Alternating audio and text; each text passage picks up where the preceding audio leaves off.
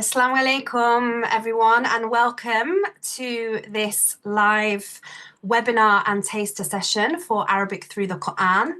I hope everyone is well. Inshallah, it would be really lovely to hear where you're joining from this evening. Let us know how you're doing. We're very happy to have you here.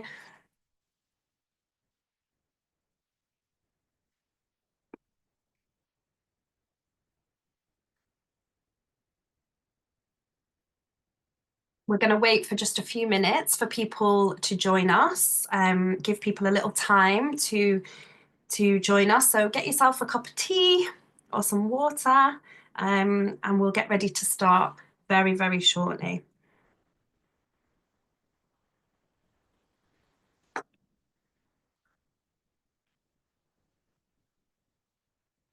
Assalamu alaikum.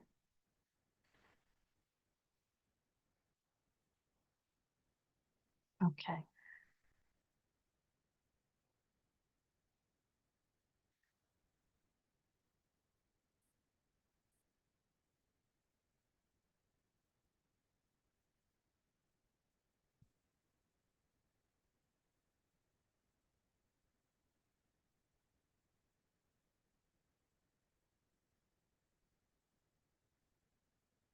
Assalamu alaikum, everyone. So just to let you all know, oh, you can't hear. Okay. Please let me know if you can hear me in the chat. The Q&A box that we have open, we would like to use that for questions regarding the course or questions regarding the taster session, the webinar. If you use the chat feature, do let me know whether you can hear me. If you can't, then I need to try and fix that.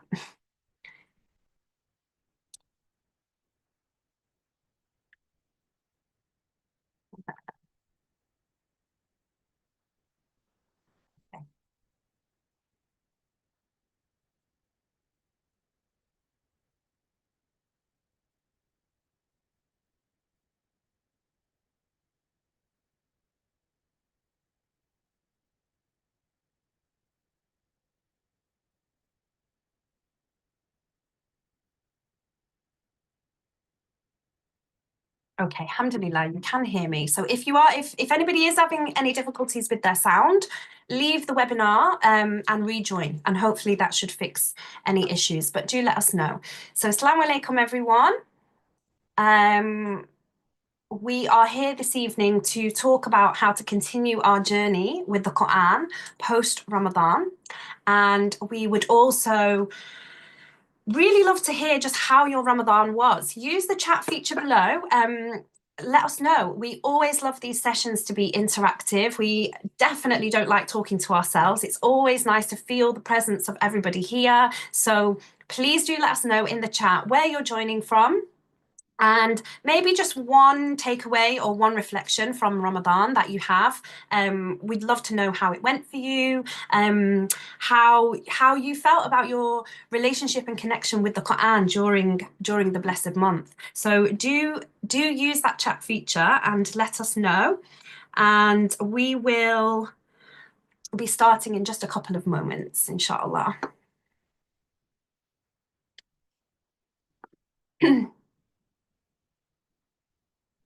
I'd also love to hear if there are any of our members who studied our Pearls Reveal course throughout Ramadan. Let me know if you're here. Just give us a wave or let us know if you're here, because I know we had some, mashallah, amazing people with us during Ramadan who really, really got involved in that course, and it would be great to know that you're here with us this evening.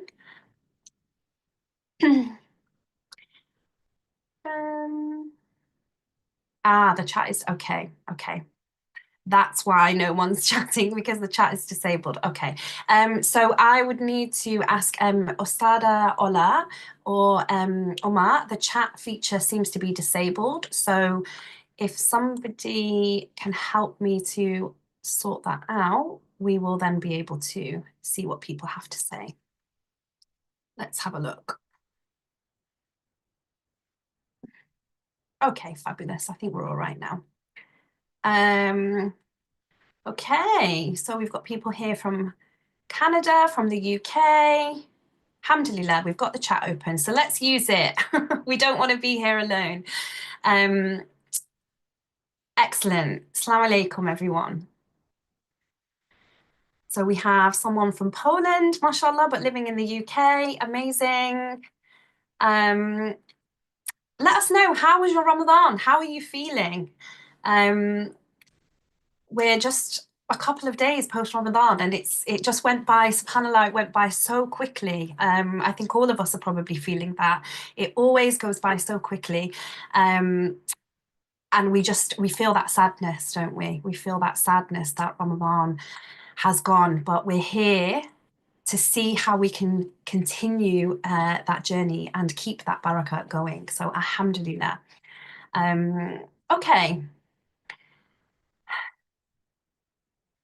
So yeah, you're absolutely right. It's very, very heavy for us, isn't it, as Muslims, as an ummah, to experience the joy and barakah of these times when we know that there are so many of our brothers and sisters across the world, but especially in Gaza, experiencing such difficulty, such hard times.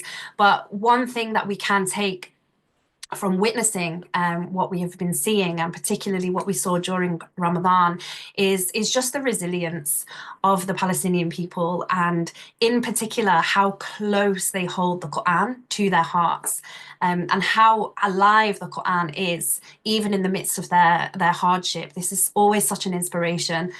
So alhamdulillah, but may Allah make it easy for them and bring about peace and a ceasefire and restoration of, their land, and grant everyone who's lost their lives Jannat al-Firdaus. I mean, okay. Oh, so we have someone else who's Polish with us today, mashallah. Amazing. Okay.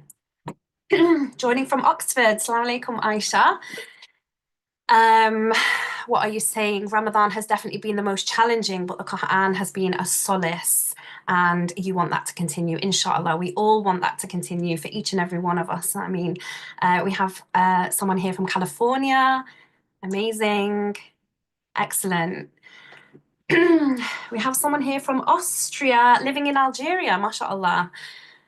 Amazing. It's always wonderful to know when people are joining from different corners of the globe. Alhamdulillah, that's what unites us and brings us together. And to come together for the sake of the Quran is always a wonderful thing. So may Allah accept it from us and from you.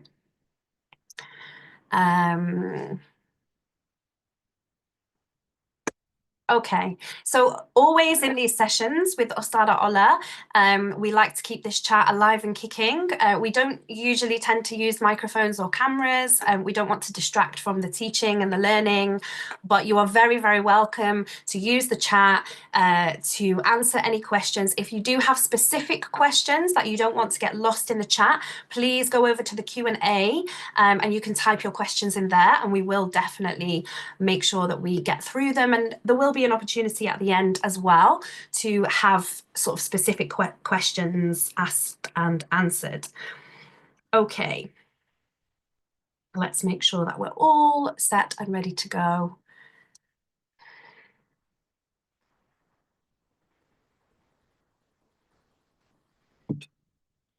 Okay. Bismillah, assalamu alaikum wa rahmatullahi wa barakatuh. I'm going to make a start now. And I just wanted to begin really by asking you all to just take a moment to think back to your Ramadan, and how did you connect with the Quran during that time? Was it that you came back to the Quran after a long time? Was it that you opened the Quran for the first time in years?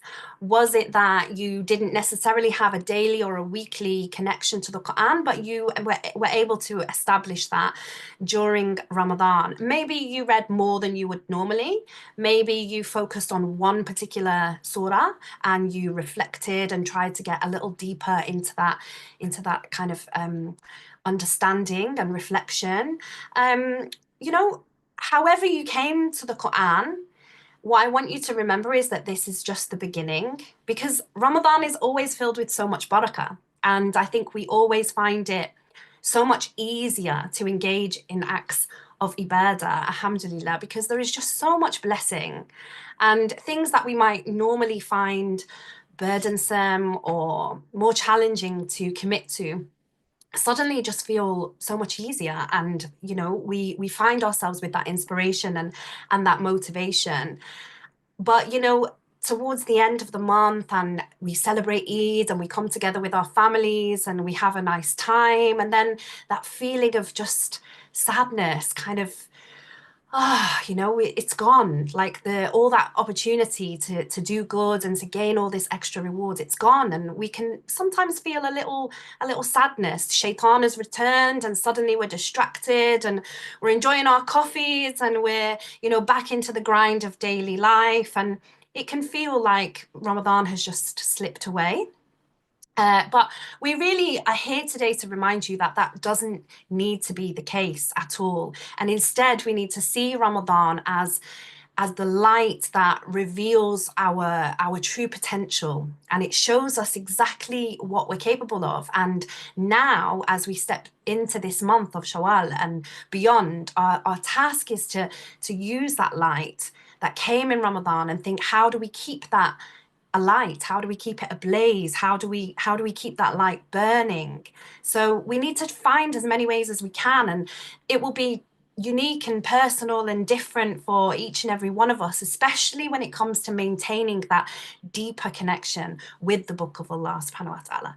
So there are a few different things that we can do. And maybe you've tried some of these things before. I would love to hear from you if you have.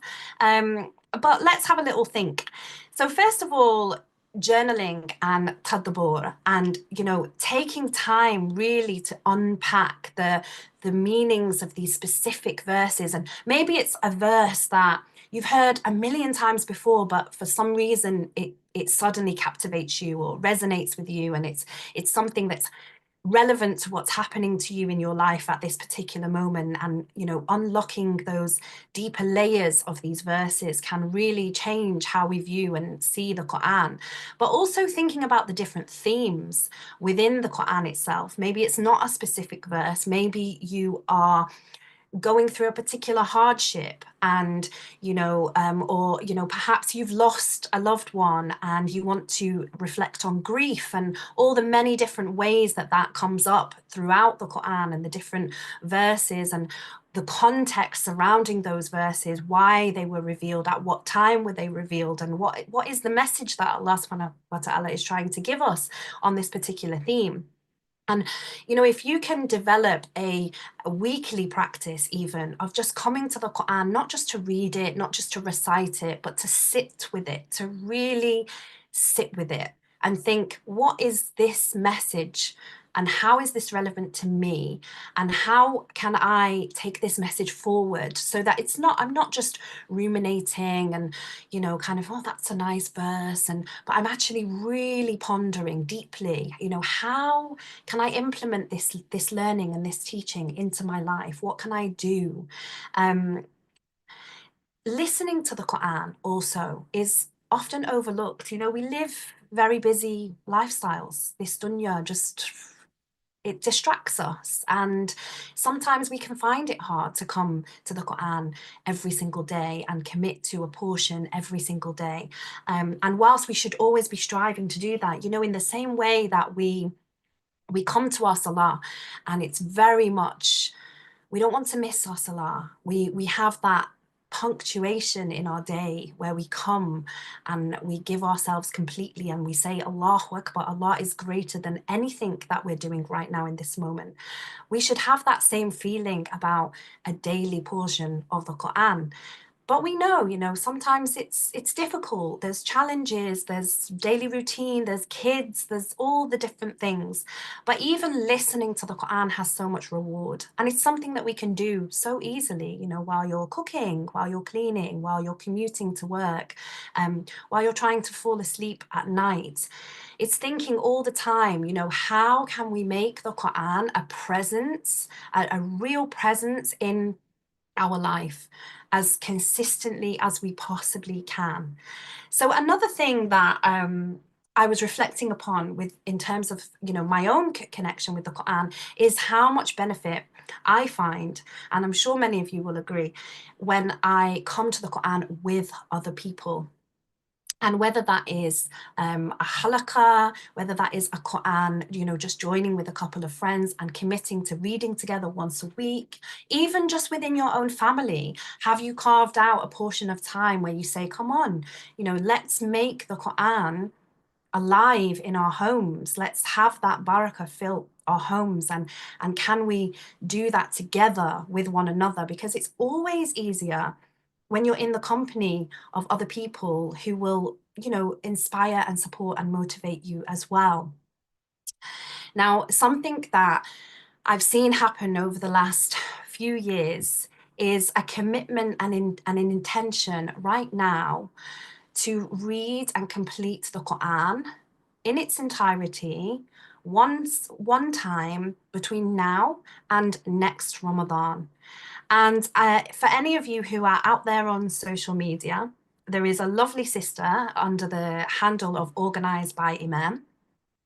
And every year she releases a schedule and she breaks it down exactly with what we need to read each day, how many verses, exactly the portion that we need to read every single day from now until next Ramadan to complete the Quran. And for some people, this structure, this, having everything down in black and white and following something, it's a little checklist that they can say, and if you fall behind, it's okay, just spend some more time. And having that it mapped out really clearly can be so beneficial for others. And finally, I just wanted to remind us all, and especially because we're here today to learn and to kind of delve deeper into the Quran, the importance of coming to the Quran to seek knowledge. Reading the Quran is one thing, but unlocking the depth and truly understanding the words requires study. It requires commitment. It requires focus and, an investment of our time. But what we will get back is so much greater. So that's why we're here today. Arabic Gems Institute is here to help you on this journey so that you're not just reading the Quran, but you're engaging in its original language. As I have worked with Arabic Gems for a while now and have taken the courses myself, what's phenomenal to me is how much of the meaning is lost in the translation.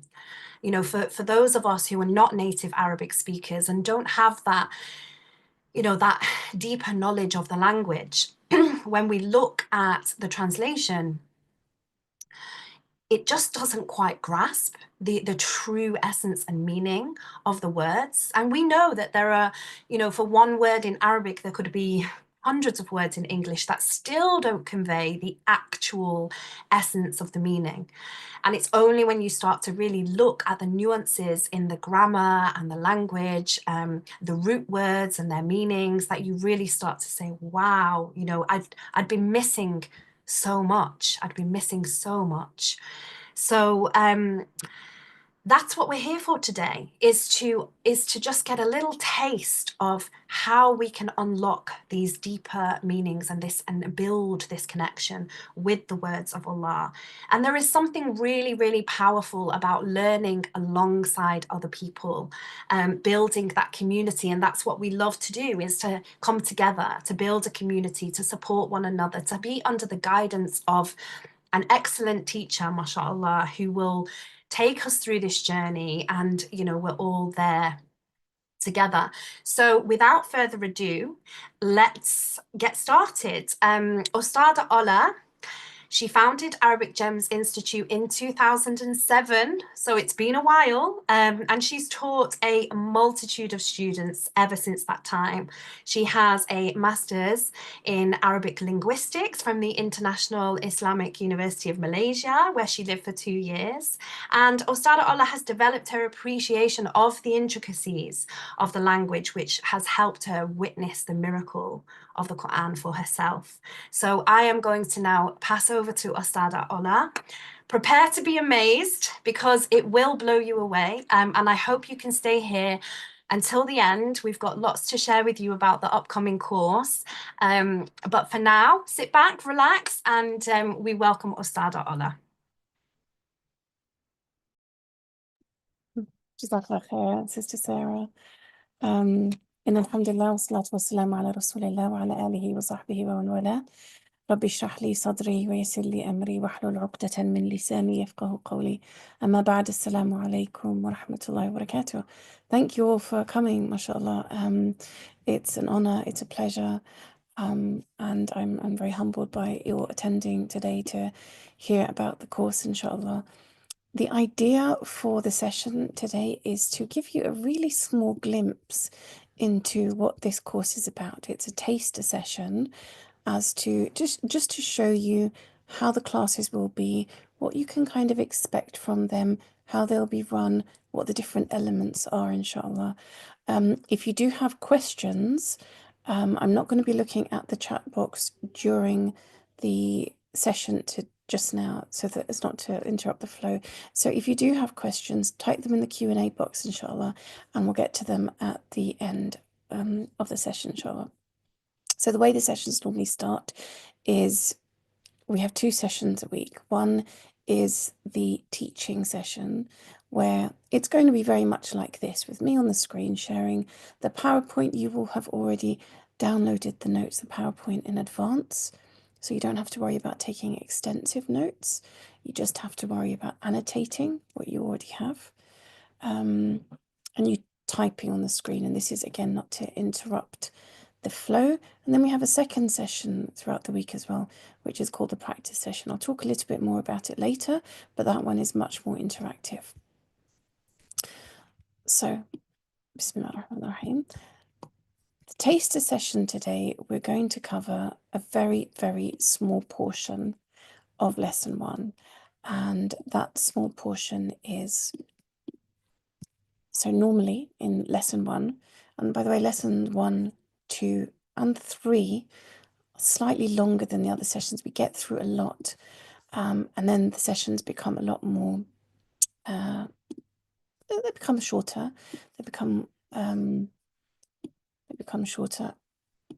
But also bear in mind that all the sessions are recorded, so if you do need to leave at any point during a session, feel free to, and then you can just catch up with the recording from where you left off.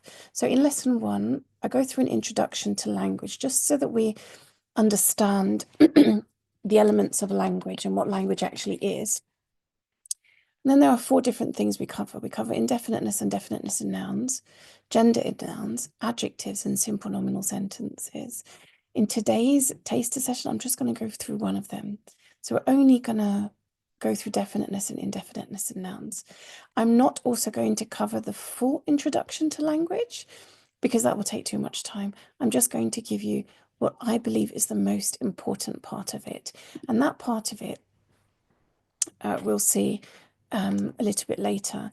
But what actually is the course? Well, I was teaching Arabic for a long time, as Sister Sarah said, and what I felt was missing from all the teaching that I've done it since I was a student, a second-year student at university, which is a very, very long time ago. And I've taught many different courses, and I've tried to make my own courses as well. But in 2011, I returned from spending about 10 years abroad, and I came across this book, Arabic Through the Qur'an by Alan Jones. And I was blown away by this course in the sense of how it utilized only vocab and grammar from the Qur'an, nothing else. So it was very much Qur'anic focused, and this is something I did not find in other courses. I did find the book very convoluted, very difficult for somebody who had no background in Arabic to go through by themselves. So that's why I took this course as a very simple basis. So the course is based around this book, but in addition to that, I have added a lot to it. We've got consolidation exercises, we've got testing, we've got lots of different information, and then we have the gems, which I'll get into, inshallah. But because it's based on this, and because I owe a lot to Alan Jones, and there is a revolutionary element that he has come up with, which I can appreciate as a teacher, I do ask you to buy the book, because we do have we do use his exercises and his vocab lists as well. So the brief introduction to language that I wanted to speak about today is that in any language there are three elements that form it together. The first is the phonemes, and these are the basic building blocks of a language. These are the sounds. This is what is the prerequisite for you to come to the course knowing. You need to know your alphabet, and you need to know how the alphabet, the letters, come together to make the word, i.e. you need to know how to read. We don't spend time teaching how to read. It doesn't have to be extremely fluent. I remember when I first started learning myself, I did know how to read, but it was very, very, very slow. But then with the constant usage of the reading, doing it every day, it's sped up very quickly. So you don't have to know how to read quickly, you just have to know how to read. So this is something that you will come to the course already knowing. The second part is the morphemes, and these are the smallest parts of language, the smallest units that carry a meaning. So for example, the word dogs has got two morphemes in it. The word dog, which indicates the four-legged creature, and then the S at the end, which indicates that there's more than one of them. So this loosely relates to the vocabulary, the words and elements that you add to the ends and beginnings of the words, infixes, prefixes, suffixes, etc. The words, the vocab, are something that you're going to have to do by yourself weekly, and there are things that we've put in place to help you do that, which I'll get onto.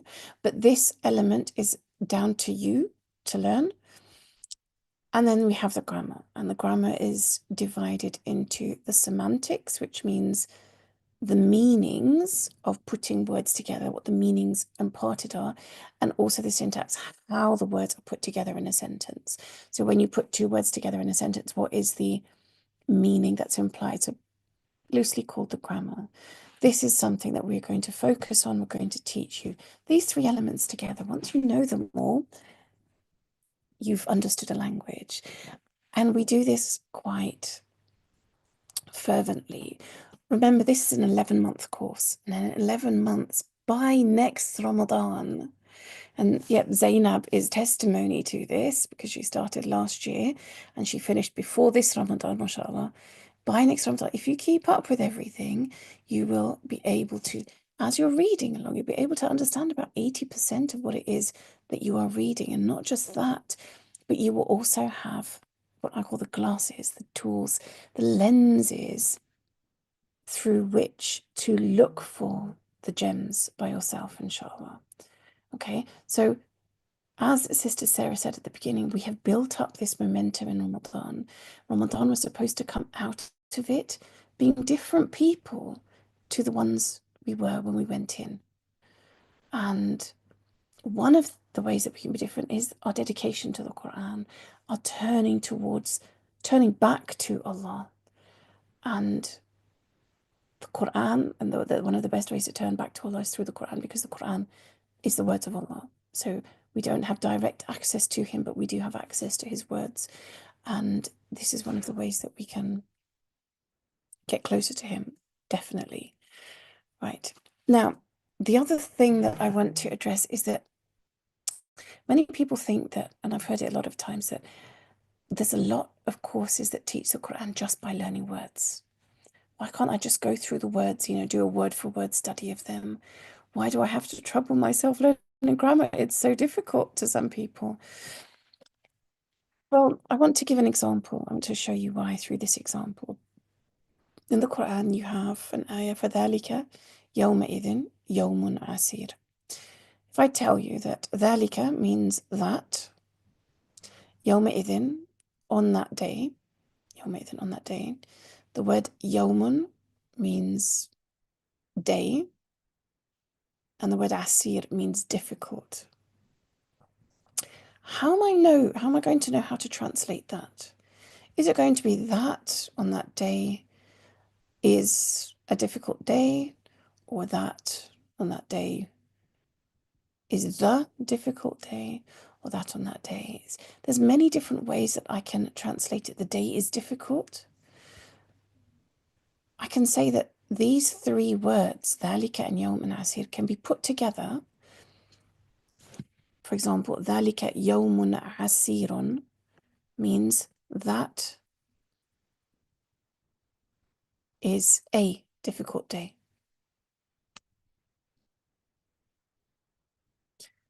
If I add al on the front of both of these words, it would become ذَلِكَ, that is the difficult day.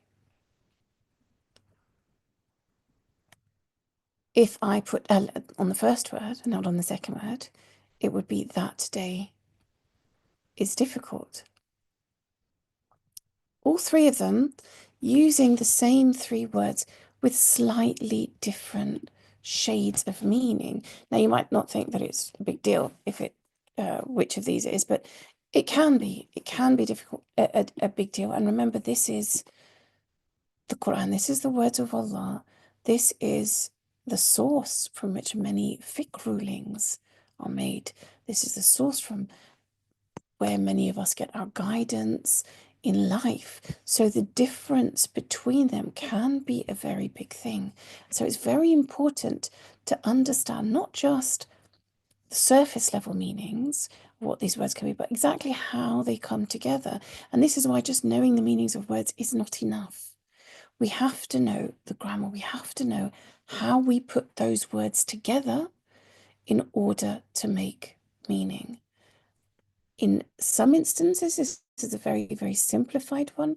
In some instances, it can actually lead to shirk if we are not aware of the grammar and we translate words in the order that they're in, for example, in the Quran. So it's a very, very serious issue, not understanding the grammar and how words come together. Now, to start with the actual lesson itself that we would actually cover in the class, we'd start by talking about definiteness and indefiniteness of nouns. Now, in English, there's a difference of opinion on how many major word classes there are, but a generally accepted view is that you have nouns, you have adjectives, you have verbs, and you have adverbs. Okay, a noun is a doing word, a naming word, sorry. An adjective is a describing word, a verb is a doing word, and an adverb gives you more information. It modifies the verb. Usually these adverbs are words that end in ly, for example, in English. But you have four main categories of words. In Arabic, there are only three, and there's no dispute about this. You have an ism, which loosely corresponds to a noun. You have a fi'l, which loosely corresponds to a verb. And then you have a harf, which is anything that's not a noun, not a verb, is considered a harf, a particle. What about the adjectives and the adverbs? They are considered to come under the category of the ism, the noun. Now, when it comes to nouns, every solid noun, every naming word noun has to either be definite or indefinite. For example, you can say, I ate the apple, or I ate an apple. There's no other way. It has to be definite or indefinite. What about if I said I ate his apple? Would that be definite or indefinite?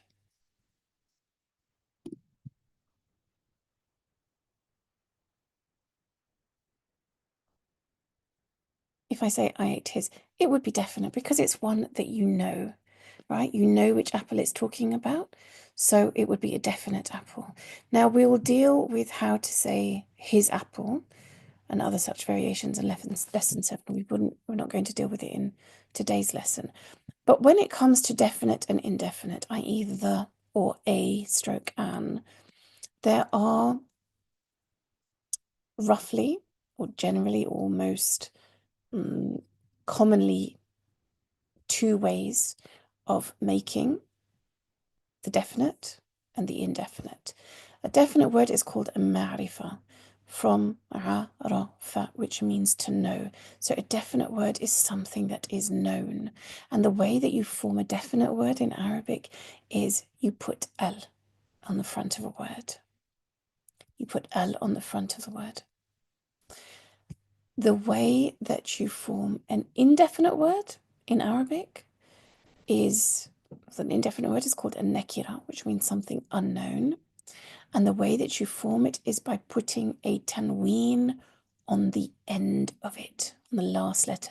And a tanween is the doubling of the vowel. So if it's got a fatha on the end, an you double it to make it an. If you've got a dhamma on it, you double it to make it un. If you've got a kasra, you double it to make it in. This can only ever happen at the end of the word. You'll never find a tanween in the middle of a word, at the beginning of a word, only on the very last letter. So now every time you see a word that has al on the front, you're going to know that it's definite. Generally, and to begin with, simply, we can translate it as the. And every time you see a tanween on the end of a word, you're going to know that it's indefinite. You can translate it as a or an. Now, what does definite or indefinite actually mean? Definite means something that is known, something that is specific, something that is defined, whereas indefinite means something that is unknown, unspecific, undefined. But you might say to me, but I've heard names like Muhammadun with a tanween on the end. And a Muhammad is it's called a proper noun. It refers to a specific person. So how can it have a tanween on the end? It must be definite. Well, the tanween didn't always mark indefiniteness. So previously, pre-Qur'an, I will say, it used to mark the absence of the definite article, i.e. the fact that there's no al on the front of it, there would be a tanween on the end of it. And that's why some proper names, not all of them, do have tanween on the end, like Muhammadun, because they don't have al at the front.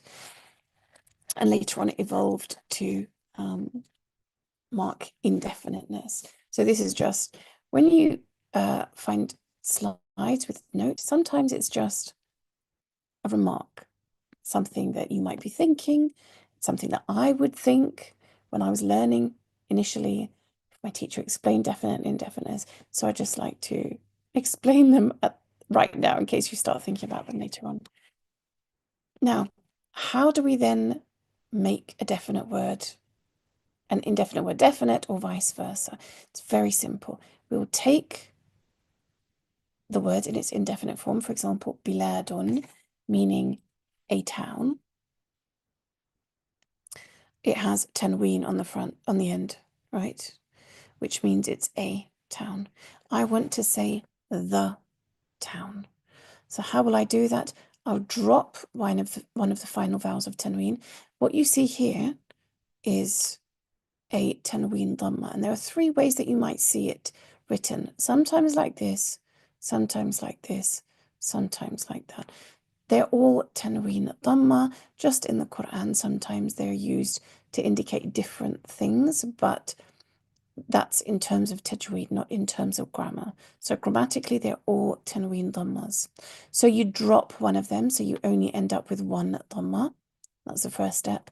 And the second step is you simply add al to the front. So biladun, a town, becomes al biladu, the town. Okay. If I want to do the opposite, vice versa, and I have a definite word, such as ar-rasulu, the messenger, it has al on the front. So how do I say a messenger? First of all, I would drop the al because the al is the, and I'd end up with rasulu. And then I would simply double the final vowel to make a tanween. So it would become a messenger. Okay. What would al-kitabun mean if the word kitab means book? How would you translate that?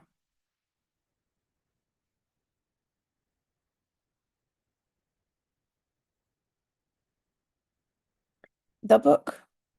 Does everyone agree with Fawzia?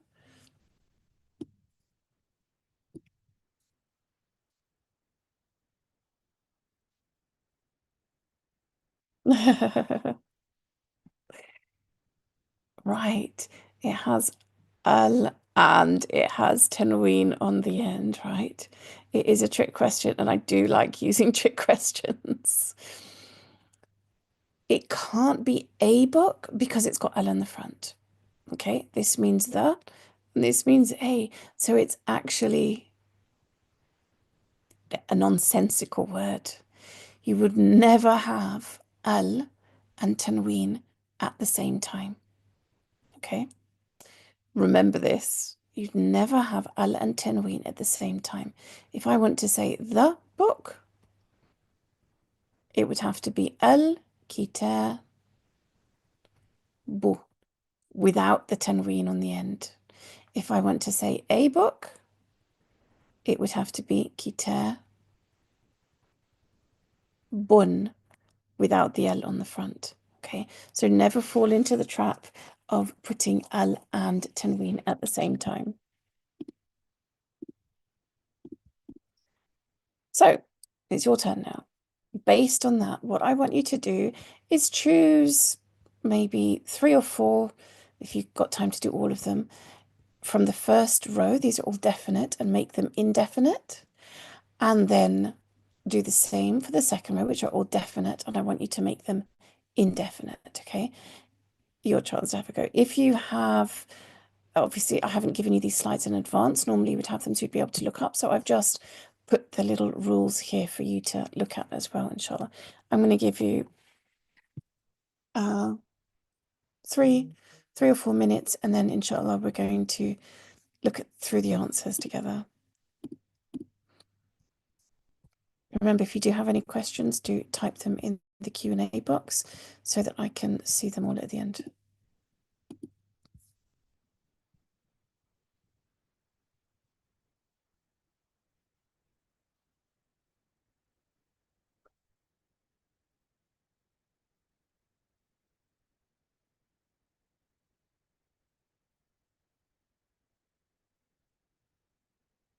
Anything that's in the Q&A box, I will answer it at the end, inshallah.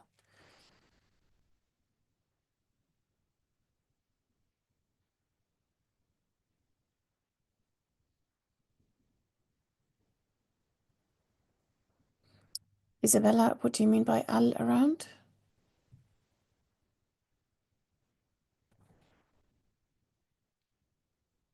Oh, okay. Sure.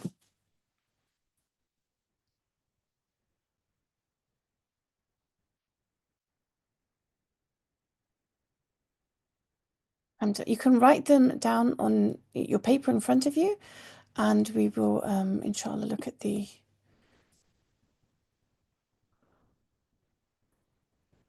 answers afterwards.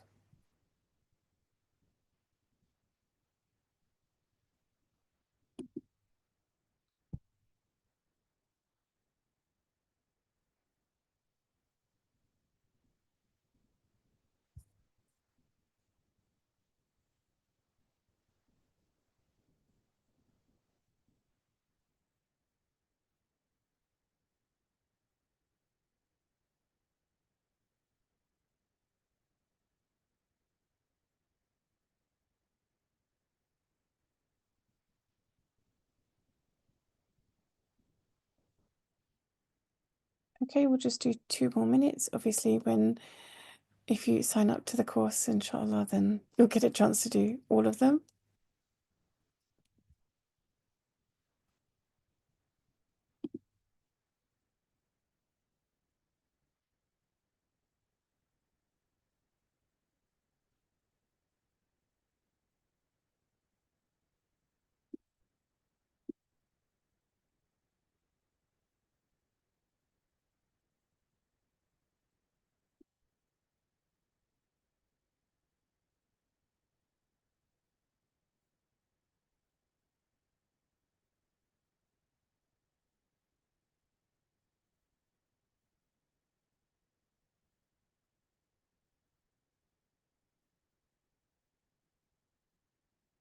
Okay, hopefully you've all had a chance to at least do a couple from each column. What I'm going to do now is I'm going to put the answers on the screen, but I have made a mistake in one of them. So check your answers to what you have, check what you have written against the answers on the screen and see if you can spot the mistake. Where's the mistake?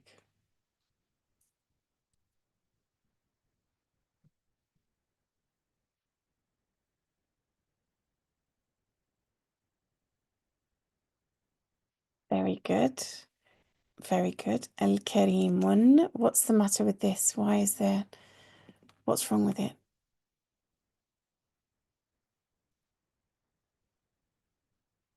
It has tanween, exactly. It shouldn't have the tanween. It should just be a dhamma. Are there any more mistakes?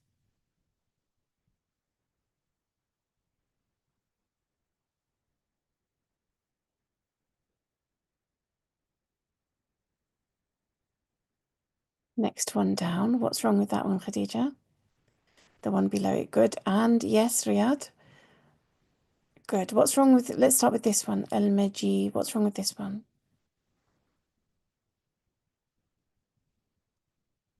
It's got the missing dal on the end.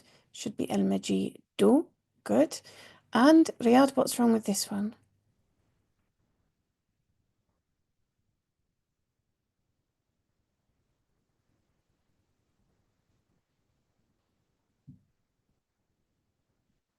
It's got the ain missing. It's got an a instead of a. Now, these are all mistakes that I have genuinely come across that people have done. They have either forgotten that you can't have al and tanween at the same time, or as they've been writing, they've missed a letter, or they have substituted a letter for how it sounds. So perhaps as they've learnt the word aziz, it hasn't been a strong ain in their minds. So as they've written it, they've written it as aziz. These are all mistakes. We all make mistakes. I made tons of mistakes, but sometimes mistakes can change meanings. So we have to be very careful about our mistakes as well. And my students will tell you, I like precision because it trains you to be meticulous and precise. And later on, as you hunt for the gems, precision is actually very, very key and tantamount to finding them successfully. So this is a brief introduction to definiteness and indefiniteness in nouns. Now, the key element of this course, which really makes it stand out, is that every time we come across a concept in grammar which I can easily lend to gem hunting, we do that. So I will take what I've taught you right from lesson 1 and try and show you how to use it to hunt for gems in the Qur'an.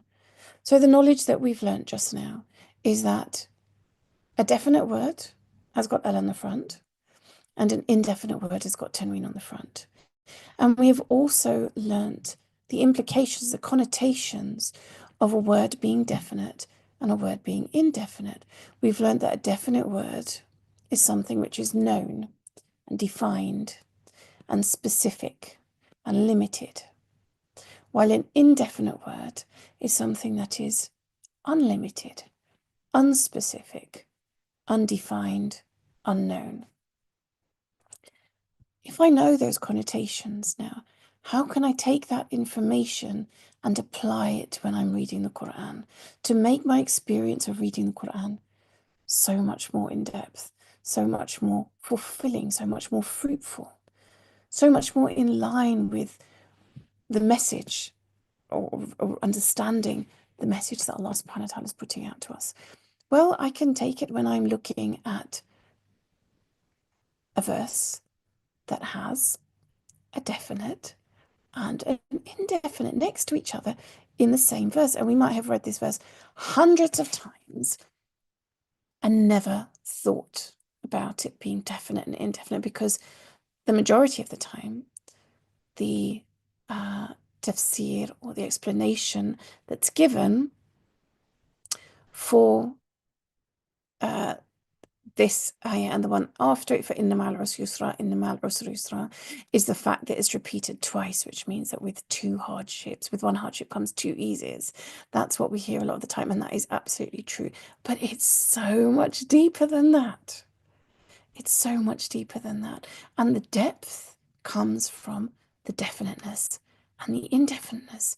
Because Allah subhanahu wa ta'ala could have made both of them definite. He could have said, indeed, inna with ma, the hardship is the ease. Inna ma al-usri al-yusra. Or he could have said, indeed, with hardship, usrin, yusra is ease, indefinite. And yet Allah subhanahu wa ta'ala has chosen to say al. He's made the first word definite and the second word indefinite. And based on the explanation of the connotations of definite words and indefinite words that I've just given you, what does that mean? That means that Allah subhanahu wa ta'ala is actually saying that with a small, limited, defined, known amount of hardship will be an unlimited, undefined, unknown, unspecified amount of ease. Subhanallah, which comes from just the fact that you've now recognized that there is an al here and a tanween here. Something so basic that we don't open our eyes to. So I try and get you to open your eyes to these things right from the beginning. I want you to look at these things, because otherwise it's all very dry grammar. We're not doing dry grammar. We're doing gems grammar. We're doing grammar for a specific purpose. And that purpose is understanding the words of Allah in the way that He revealed them. What about in Surah Al-Ikhlas? قُلْ هُوَ اللَّهُ أَحَدٌ اللَّهُ الصَّمَدُ أَحَدٌ الصَّمَدُ. How do we normally translate قُلْ هُوَ اللَّهُ أَحَدٌ? What's the translation that we all know of قُلْ هُوَ اللَّهُ أَحَدٌ? Somebody give me the regular, normal translation.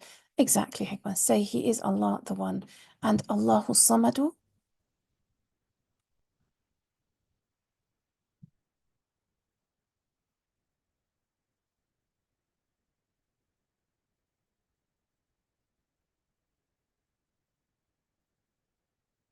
Allah, the Sustainer, right? We always translate it as, say He's Allah, the One. And yet Allah subhanahu wa ta'ala hasn't said Al-Ahadu. He could have said, قُلْ هُوَ اللَّهُ الْأَحَدُ اللَّهُ الصَّمَدُ. Or He could have said, قُلْ هُوَ اللَّهُ أَحَدٌ اللَّهُ الصَّمَدُ. And yet He didn't. How? This is the first surah we've probably known it for many of us since we were very, very small. You know, a lot of people, we teach it to our children from as soon as they can talk. And yet, how many times have we actually thought to ourselves, well, why? Why is ahadun indefinite and as-samadu definite? Now that we have these tools to recognize them, now we should be asking, well, interestingly, the word ahadun is not used to describe anyone but Allah. You will not find the word ahadun as an adjective to describe anyone. Not people, not anything, only Allah. And even though it means one, the regular word for one is wahid. This is how when we count, we say wahid ithnain. And Allah subhanahu wa ta'ala, even in the Qur'an, is described as being wahid. There are ayahs in which it talks about wa ilahukum ilahun wahid. But when Allah subhanahu wa ta'ala describes Himself using the word wahid, it's always with another adjective, either before it or after it. For example, ilahukum, your Lord, is ilahun wahid, one Lord.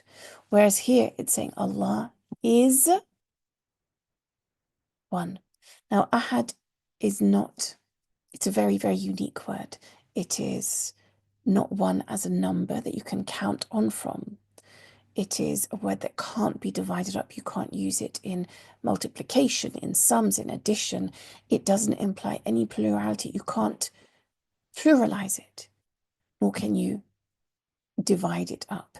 It is a unique word in itself, just as Allah is unique. But why is it indefinite? Because Al-Ahad could also be unique. It's indefinite because the people would make partners with Allah. They wouldn't always attribute, they wouldn't always recognize the oneness of Allah. So because they wouldn't recognize the oneness of Allah, Allah subhanahu wa ta'ala is saying that He is one and He will always be one in an unlimited, undefined sense, continuously, never ending. And that's why it's indefinite, because you cannot define Him. You cannot limit Him. You cannot specify Him because of His uniqueness. SubhanAllah. This is implied within the indefiniteness of the word. Whereas when it comes to Allahu Samad, a Samad is somebody who people turn to for their needs. Somebody who solves their problems, or people direct them to, they will direct themselves to a Samad to fulfill their needs and to solve their problems. And they would do this, they would try to do this with their idols, they would try to do this with other people. But by defining a Samad, this is Allah saying that He is the only one. He is the one that you must turn to fulfill your needs and to solve your problems. Not any other human, not any idol.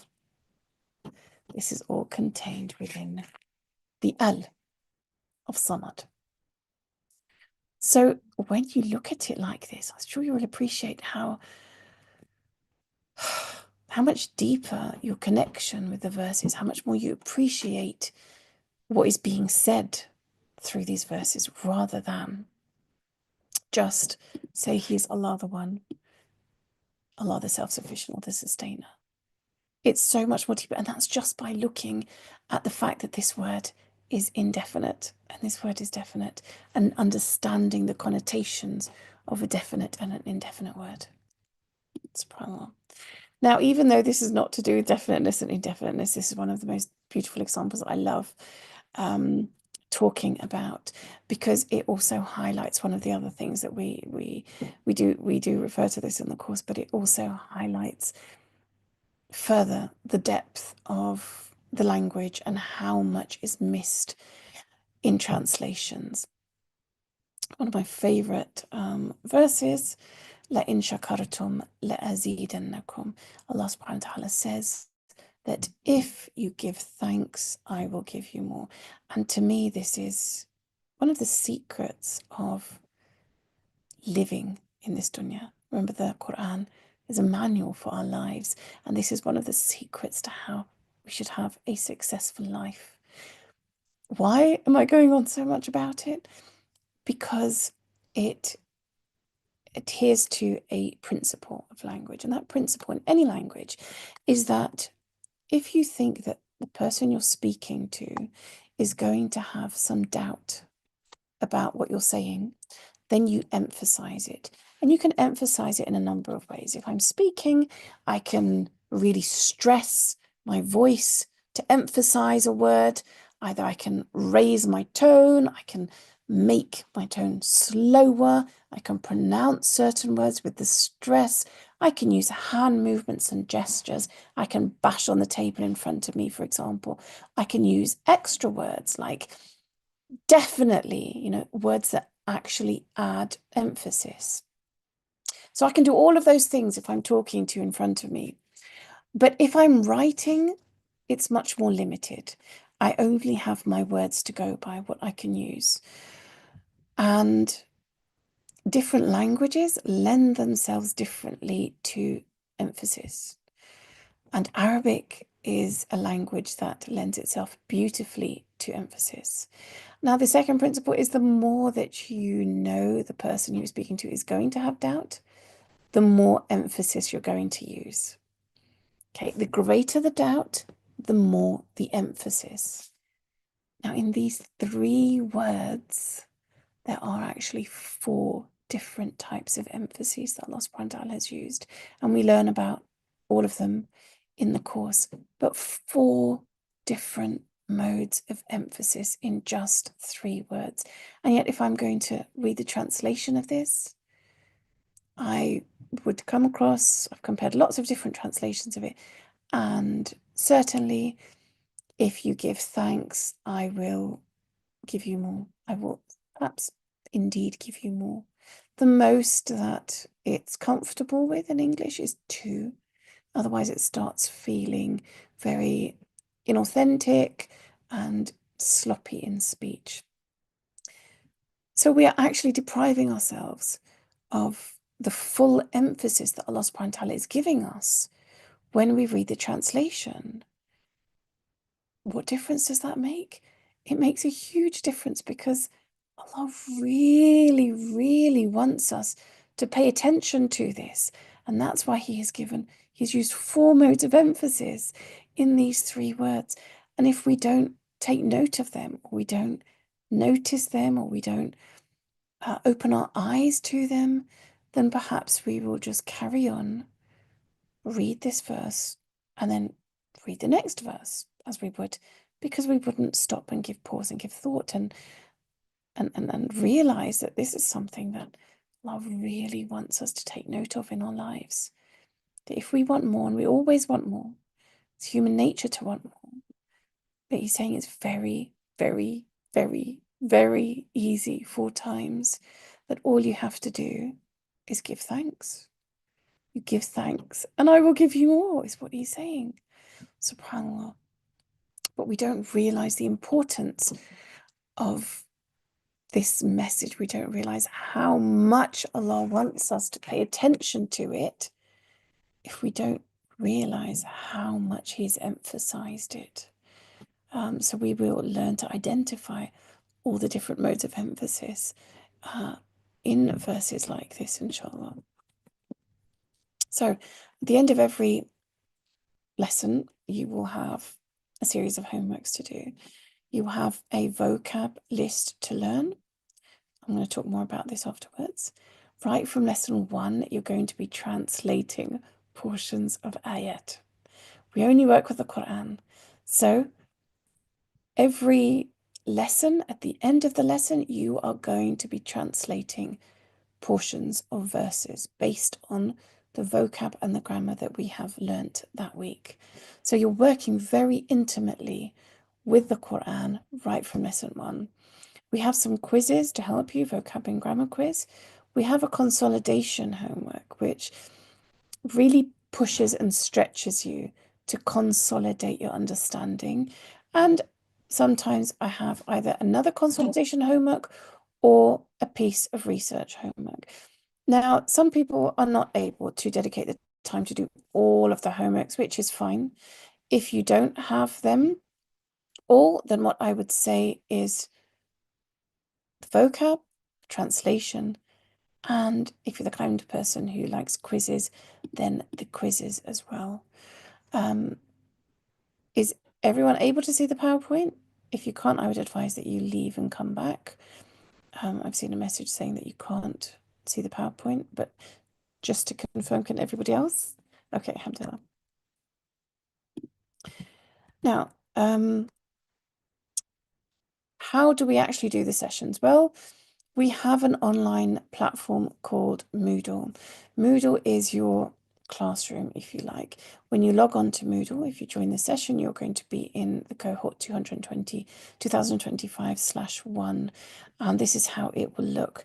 General is where you have the different forums, where you can share your resources, you can ask questions, or you can just have social discussion, but we also have a Telegram group, which people tend to use. And then each lesson is divided into the different sections of it, where you have the live class. This is where you will get the link for the live class, but I would just recommend you bookmark it. It's the same link every session. You don't need to log on to this every week for the live class. You will get your handout, which is basically the slides that I'm going to go through in the class, but in black and white.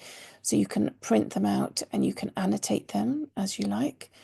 There will be a link to the vocab for each lesson in Memrise, which I'm going to speak about. And then you have your assignment sections where you will get your assignment and also upload the homework so it can be marked and given back to you. You have a translation homework, as I said, every week. This one will be marked with comments and given back. Consolidation homeworks, usually you get an answer key to check the answers that you've given for yourself. And then you ask questions if there's anything you don't understand. And the vocab and grammar quiz are quizzes that you do online itself. Okay, so you have that. You have study breaks in between as well. Normally, it depends, but normally I try and give study breaks after every 6 or 7 lessons. This is how your translation homework will look. So you have Al-Kitab al-Mubin with the reference, the I reference that it actually comes from. You will have to translate these into English. There's more than this. I've just given you a sample of the portion. And this is what you will do, as I said, right from lesson 1, which is lovely because you really get to feel that you are actually working with the Quran right from lesson 1. When it comes to Memrise it's a tool that we use, okay? You don't have to use Memrise. In the book, you will see there is a list of vocab every lesson at the end of each lesson. And this is how it will look. Some people work well learning from lists like this. And if you do, then that's fine. You're welcome to. I came across a website called Memrise, which was designed by a world memory champion. And it's a little bit like Quizlet, I've heard, but I don't know. I haven't dealt with Quizlet, where I've input all of the words from the course and recorded the audio for them. And it's like a website you can access, and it tests you on words. And then, tomorrow it will test you on the same words and add more words to that. And the next day it will test you on those same words again and then add more words to them. So it's a tool to help you. You don't have to use it if you don't want to. Some people find it very, very beneficial. One of our students also prefers Quizlet, so I think he's put all the words onto Quizlet as well, and I know that he would be happy to share the link to that. So if you prefer Quizlet, then you can go ahead and use that as well. Right, if you do have questions, what happens if you have questions about anything that happens in class? Well, you can ask in class. After every exercise, I always say, if you went wrong, do you understand what you did wrong? Or after every sort of topic, I will say, have you got any questions? So there's always a chance to ask questions in class. If, however, you go away or you don't make it to the live class, you go away and then you realize, actually, I don't quite get this, then we have another session throughout the week, which is the office hours or practice session. That's a Monday, 7:15 to 8:15. In the practice session, it's much more informal. I allow you to get on the mic. I allow you to ask your questions, and I will deal with whatever questions come through. And if nobody has questions, then we go through a lot more practice, implementing the rules and things that we have learnt. Or you can also ask in the community, which is the student forums that I just spoke about on the Moodle platform, where you can ask questions or share resources, etc.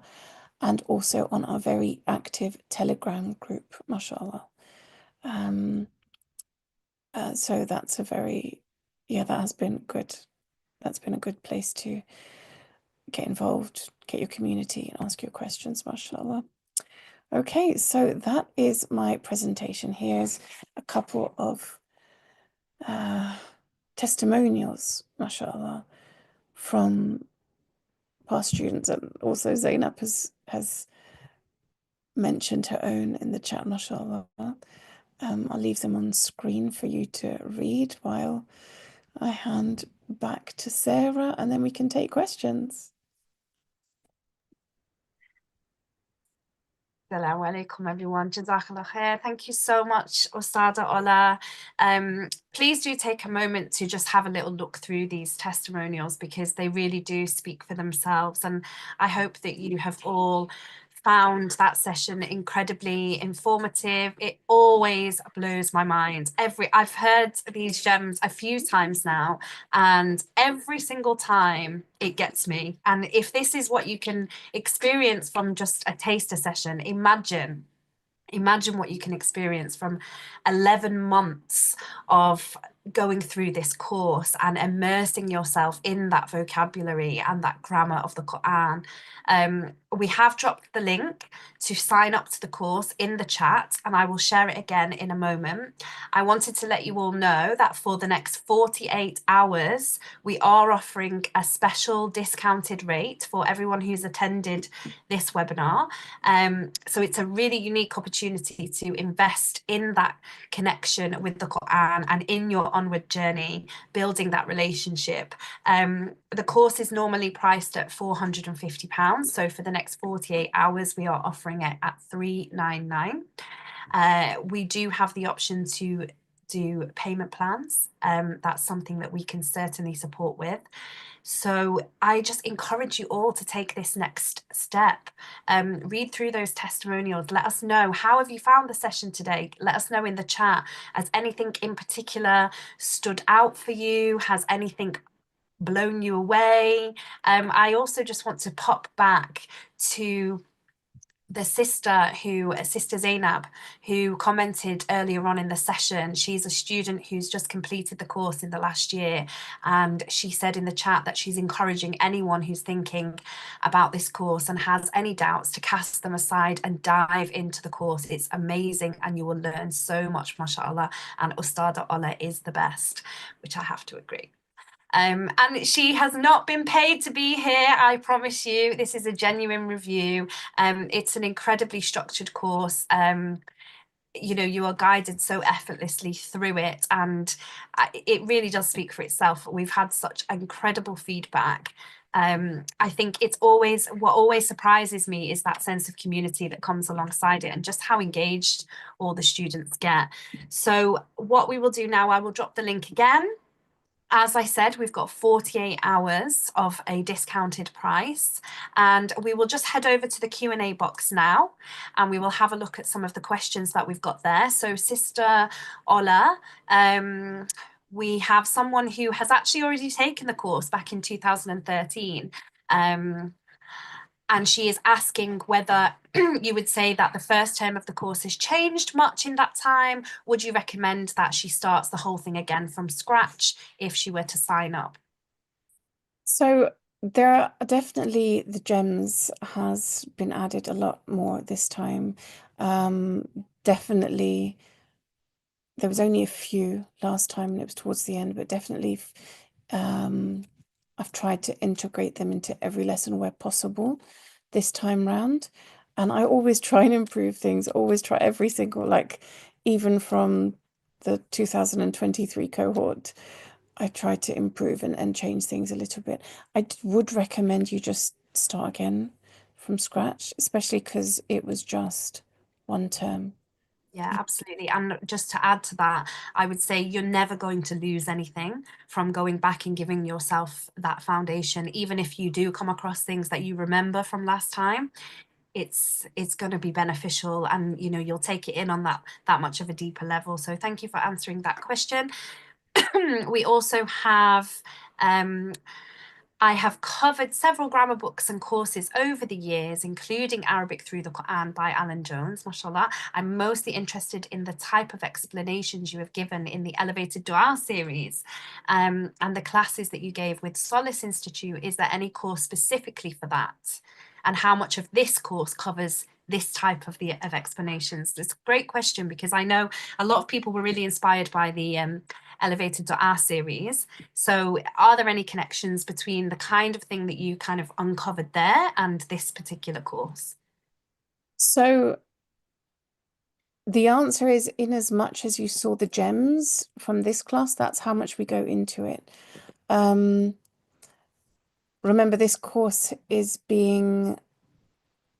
for everybody. It's for people who have not covered any grammar to begin with. So we need to integrate all of it together. So I wouldn't say it necessarily covers the elevated dua type things, although it will give you the tools to be able to perhaps look into researching that yourself. There isn't a course at the moment that covers that yet. I have got lots of people who keep on at me for doing courses like that. I think Zainab has left now, she's one of them. But yeah, so we do the gems throughout the class, which is different. It's very different and it's very beneficial, but it's not specifically the elevated dua series type things. Inshallah, we make dua that you have the capacity, Usada, to develop even more courses in the future. So we have another question about whether the course is recorded. The timings of the sessions, I know you've already mentioned that you will have live classes every Wednesday evening. Is it 8 o'clock that they will begin? 8:30, inshallah. 8:30, inshallah. They are recorded and you can go back and watch them through the Moodle platform, if I remember correctly. Yeah. And then you also have the practice sessions, which are on a Friday. Do you want to just say a little more about those? So the practice sessions are on a Monday at 7:15, and the live sessions are on a Wednesday at 8:30, and this is UK time. Okay, inshallah. So Fauzia has commented particularly on the gem that you shared earlier. Would it be correct to interpret that the hardship could end as it's definite and limited, but the reward and the ease could continue beyond the test as it is unlimited, undefined? Yeah, absolutely. You can definitely say that. Yes, mashallah. Yeah, mashallah, you've got that nailed. Okay, so what is the pacing of the classes like now and the length of each live class?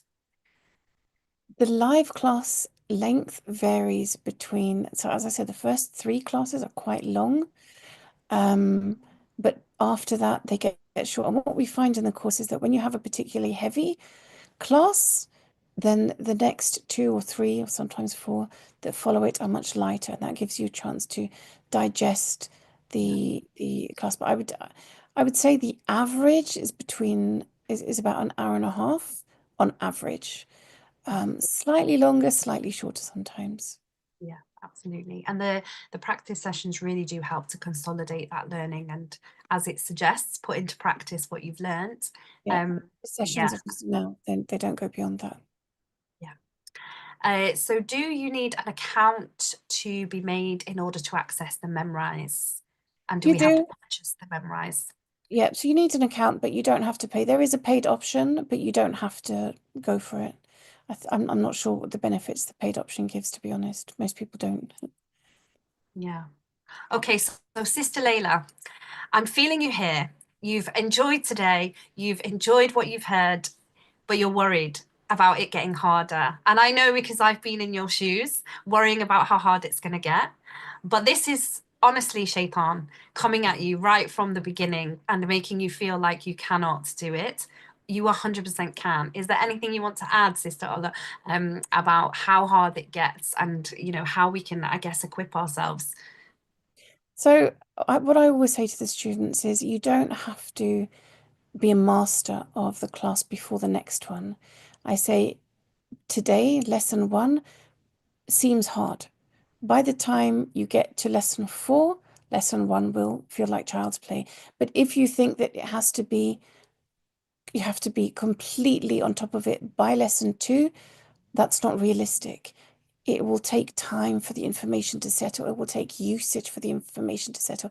And everybody has agreed with me. They have panicked to begin with, going, that's so much information in lesson one. But then I say, it doesn't matter. Wait until lesson four, and it will seem like none of that information was too much. Yeah. So we've only done a quarter of what we normally cover. So we do cover a lot more in lesson one. But as I said, it all comes together in the end. And at the end of the day, even if you get 25% of the lesson compared to 100%, that's 25% more than you did before the lesson. Yeah, Right? absolutely. Always go back to it. So a lot of students, they finish the course and then they're like, I just want to go back and go over things and make it even stronger. And that's fine. You have access to the course for a whole year after the course finishes as well. So It yeah. always sticks with me, Ostada Ola, about the lady, the sister who I believe she was in her 70s, one of your previous students. Just remind us what it was that she shared with you. So we were in a practice session one time and there was only 2 students who actually turned up. And I said to her, I'm sorry, I'm going to have to pick on you to answer all of the questions because there's not really anybody else. And she said to me, and I didn't know this, she said to me, okay, but please go easy on me because I'm in my 70s and my mind is not as sharp as some of my peers. And I started crying. It just humbled me and put us all to shame that week in, week out, this sister in her 70s is attending and trying and struggling. Your mind is quite slow at that age and really giving it her all and giving it her best. And while we are sort of, in the peak of our strength of mind, and we often make excuses that we can't do it because of whatever. But subhanAllah, it just shows that Allah wants to see our efforts. He doesn't want, the results are in His hands, but the effort is in ours. Absolutely. And if she can do it, so can we. Mm. I love that story, honestly. So we've talked about what day and time the class takes place. Live classes on a Wednesday at 8:30 p.m. Practice sessions on a Monday. Right, so the payment plan, great question. The payment plan is actually set up via PayPal. We don't have Klarna.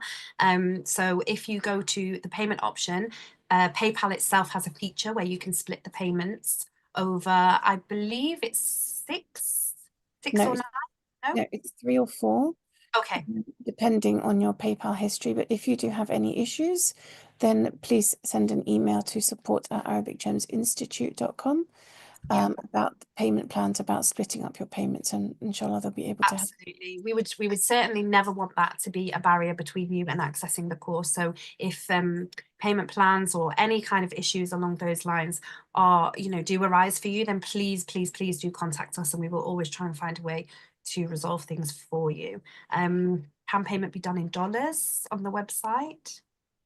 So it's through PayPal, so I presume so. Yeah, I would say that if that's your currency in the country that you are in and you do it via PayPal, it would be taken in dollars. Okay, we've already answered if classes are recorded. They are. You can rewatch them. And I think Ostada just mentioned that you would have access to the course for a year after it finishes as well. The practice sessions are there to enable you to put into practice the things that you learn on that particular week's lessons. Ask questions if you find that you're doing the homework and you haven't understood something. So it's an office hours or practice session. It's there for your benefit to help you, inshallah. Yeah. Okay, so the final question we have here is what do students go on to do after the course? They enjoy their profound relationship with the Quran. So, to be honest, a lot of students have asked about advanced, courses after this. I'm in the process of designing another sort of term's worth, but my aim through the course is just to get you to develop that relationship with the Quran, to open your eyes, to give you the tools to it. Further study is not something that Arabic Gems at the moment offers, maybe by the time you finish the course we will, inshallah. But at the moment, for those who have just finished, for example, it's not something that I can offer, although I'm constantly researching and making new content, new courses, inshallah. And if there are things that you feel are missing out there that you really want to know and learn and engage in more, then let Ustada Allah know. We'll put her to work. Yep, Sister Hikmah, before you go, I know that you said to about the pacing. The pacing, remind me, inshallah, about what the question was. Right, yes. I said that generally, on average, the classes are about an hour and a half per week, but sometimes longer, sometimes shorter. You find that generally, when there is a relatively heavy lesson, the next few classes after that are much lighter. Term one, for certain, is a lot heavier than other terms. But so I wouldn't be able to say week by week because it sort of evens out. But remember, you're covering a lot of content in 11 months. So I would recommend giving about, from my former students, they've said about half an hour a day. If you can give half an hour a day, which I would say, after Ramadan, we generally spend time with the Qur'an. About half an hour a day we'd spend, reading Qur'an. I say just continue that. That's why I like to start soon after Ramadan, because you're already in that flow, you're in that routine, and just continue that afterwards, to maintain your relationship with the Qur'an, and that should be enough, inshallah. Yeah. Okay, alhamdulillah. Thank you so Yeah. much, Ustada, for all the answers that you have given. Thank There's you to everyone for there's being just here. just a few more in the chat as well. Okay, let's have a quick look. So Asma said, currently studying Arabic Sarf. What are the levels with Arabic Gems? Asma, we don't teach Sarf in the same way. We integrate it throughout the class. So that's why I'm saying that the way that Alan Jones has got it is different. I wouldn't say there are levels. I would say that you will learn how to conjugate different types of verbs. You will conjugate the sound verbs, the weak verbs, the doubled verbs. So if you've already got that basis, then you are going to, that will definitely serve you well because you'll have the basis, and a lot of students struggle with sarf a lot. But we don't teach it separate levels as such. It's all integrated all together, inshallah. Layla has asked a question about whether we follow like a term, a school term. Do we have holidays? When do you have breaks throughout that 11 months? So I try to adhere to the school terms as much as possible. It's not always possible because we don't want to then have, a very long 7, 8 weeks of our teaching, 9 weeks, and then have the break then. So I do try to make the breaks in line with the school breaks, but I don't think we can have as many as school has. So roughly they are in line with, but remember, if you get out of sync, then you can always watch the recording, inshallah. Yeah, absolutely. Okay, Jazakallah, thank you so much. Thank you to everybody who's joined us this evening, who's participated in the chat, who's asked questions, just been here to listen. May Allah reward you for coming to this session with the intention of getting closer to the Quran. Just a little reminder that we do have this special offer available for 48 hours only. I really encourage you to take this step, to join in this transformative experience, to take that one little step and just see how Allah will come to you with the gems and the knowledge and the understanding. So may it be of great benefit to all of you. Thank you for being here. We do have okay, we've got one more question. If Sister Layla, if you just have a quick look in the Q&A box, we've got another sister that would like to make contact with you there. But that's all from us. So appreciate you all being here. May Allah reward you. And we really, really look forward to welcoming as many of you as we possibly can onto Arabic through the Quran. The course starts next week on Wednesday. So you have exactly a week before you can get started.